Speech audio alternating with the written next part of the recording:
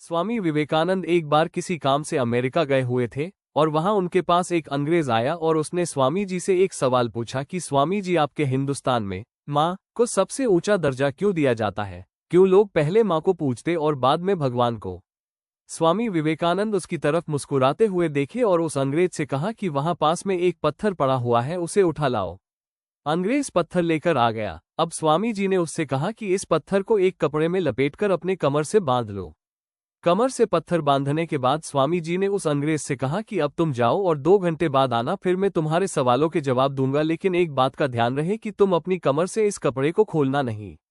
अंग्रेज वहां से चला गया। पत्थर के वजन के कारण उसे चलने फिरने में बहुत तकलीफ हो रही थी और 1 घंटे पहले ही स्वामी जी के पास पहुंच गया और उनसे कहने लगा कि रहने दीजिए, मुझे आपसे कोई सवाल नहीं पूछनी, मैं अब ये पत्थर हटा रहा हूं अपनी कमर से।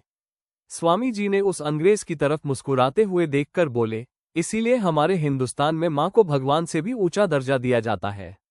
तुम इस पत्थर को अपने कमर से 1 घंटे भी बांध कर नहीं रख सके और माँ हमें पूरे 9 महीने अपने पेट में रखती है। बड़ी से बड़ी आंधी तूफान क्यों ना आ जाए, फिर भी हमें वो किसी तरह का नुकसान नहीं पहुंचने देती है। शिक्षा। जिंदगी में बड़ी से बड़ी मुश्किल की घड़ी क्यों ना आ जाए, लेकिन कभी भी अपने मम्मी पापा का साथ मत छोड़ना, क्योंकि जब आप छोटे थे तब उन्होंने एक पल के लिए भी आपका हाथ नहीं छोड़ा था।